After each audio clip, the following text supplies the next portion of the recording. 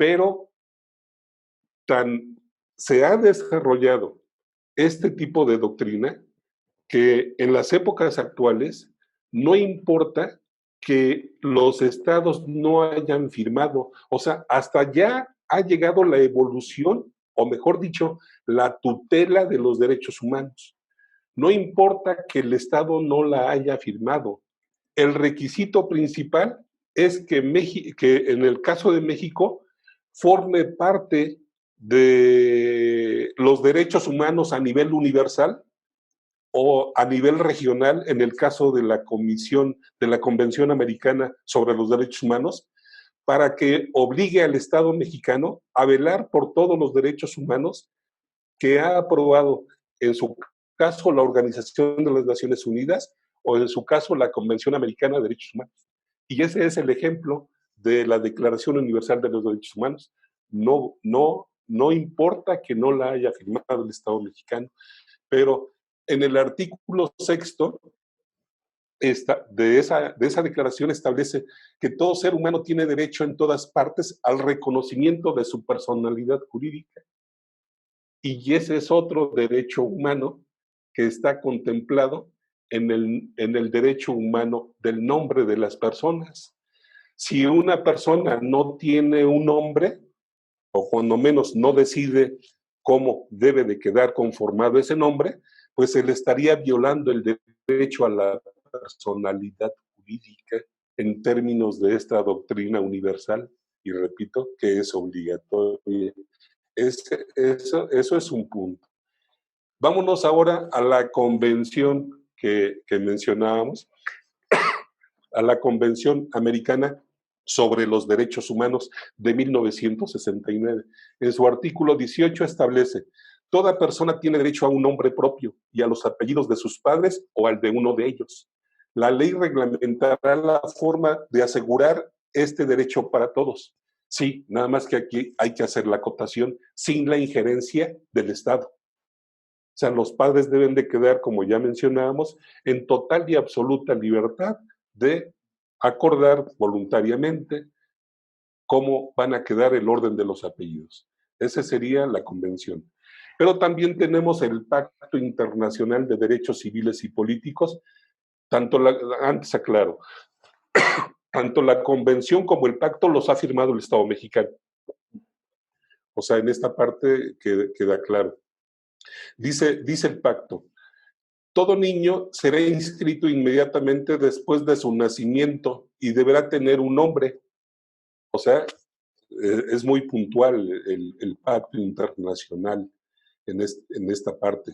Es muy preciso, ¿no? Ahora, muy concreto. Muy claro, no da lugar a dudas, ¿no? Ni a interpretación, ni nada. Exacto. Después viene la Convención sobre los Derechos del Niño, que también México firmó, y es de 1989. Dice así en su artículo 7: el niño será inscrito inmediatamente después de su nacimiento y tendrá derecho desde que nace a un nombre, a adquirir una nacionalidad y, en la medida de lo posible, a conocer a sus padres y a ser cuidado por ellos. Mientras que el artículo 8 puntualiza: los estados partes se comprometen a respetar el derecho del niño a preservar su identidad, incluidos la nacionalidad, lo que decíamos hace un rato. Tiene que ver con su ciudadanía, con su nacionalidad, con el nombre, lo que mencionaba usted, doctor, con las relaciones familiares, con las consecuencias legales o ilegales que pudiera acarrear un error de esta naturaleza, ¿no?, para el futuro de los niños y las niñas. Entonces, de este último ordenamiento se infiere que se reconoce el derecho del niño a preservar su identidad, incluido el nombre. En esto último no existe directriz ni limitación de ninguna naturaleza. Entonces es muy amplio el derecho que tienen los cónyuges para poder tomar la decisión. Por eso insistimos que el artículo 2.14 del Estado de México pues es violatorio de todo este tipo de tratados, ¿no? Pero por si fuera poco, pues también se hace presente en esta cuestión el Tratado sobre la Convención sobre la Eliminación de todas las formas de discriminación contra la mujer, porque precisamente obliga a los estados a reconocer a la mujer casada el mismo derecho que el hombre a elegir los apellidos. Así es que yo creo que con esto se cierra el círculo de este tipo de tratados internacionales y todos van en ese mismo camino, ¿no? De proteger la libertad, sobre todo los derechos del niño, ¿no? A tener ese nombre. Sí, es como un complemento, precisamente como lo menciona, ¿no? Es cerrar el círculo, ¿no? Es tener el complemento de ese cúmulo de derechos humanos que tenemos todos, pero específicamente a los derechos del niño, de poderle otorgar este nombre, ¿no? Para que en el futuro pueda ser un ciudadano y pueda tener esa identidad, ¿no? Me parece que es de suma importancia esto. Y qué bueno que en investigaciones de este tipo se realiza, por supuesto, la denuncia, por supuesto, digámoslo así, la denuncia acerca de este fallo que existe en el artículo mencionado del Código Civil del Estado de México. Precisamente para eso es la investigación y para eso es la difusión de los resultados de la investigación, tal como hoy lo estamos tratando de manifestar, ¿no? Es precisamente esa la intención. Y un poquito aterrizándolo más a lo local, al Estado mexicano, doctor, ¿cuál es la postura de la Suprema Corte de Justicia de la Nación respecto a este tema del derecho humano al nombre? ¿Hay alguna postura de la Corte? ¿La postura es congruente? ¿La postura de la Corte es congruente con la convencionalidad o qué pasa, doctor, en este aspecto?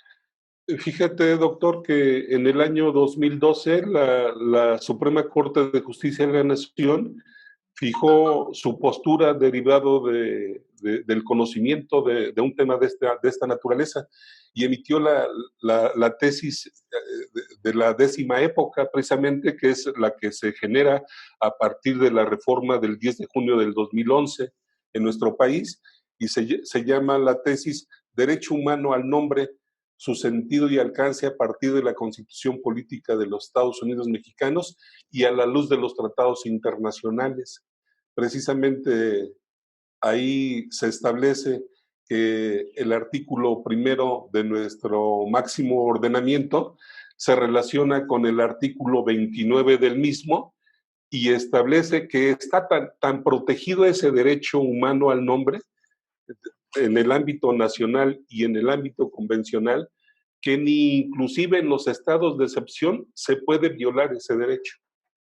O sea, aun cuando hubiera algún enfrentamiento armado en este país donde se suspendieran algunos derechos humanos o las garantías que los protegen, uno de los derechos que sería intocado, porque así lo expresa la propia Suprema Corte de Justicia de la Nación, es este derecho a la identidad, es este derecho a la personalidad, es este derecho al nombre.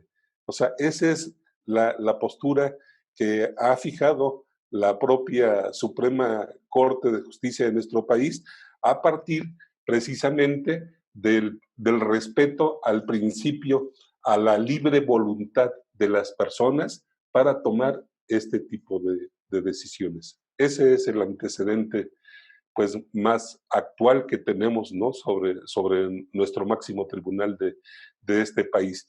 Pero no solamente eso, doctor, tenemos por aquí alguna sentencia también en el ámbito de la Corte Interamericana de Derechos Humanos, emitida en 2011, o sea, un año antes que la postura de nuestro máximo tribunal.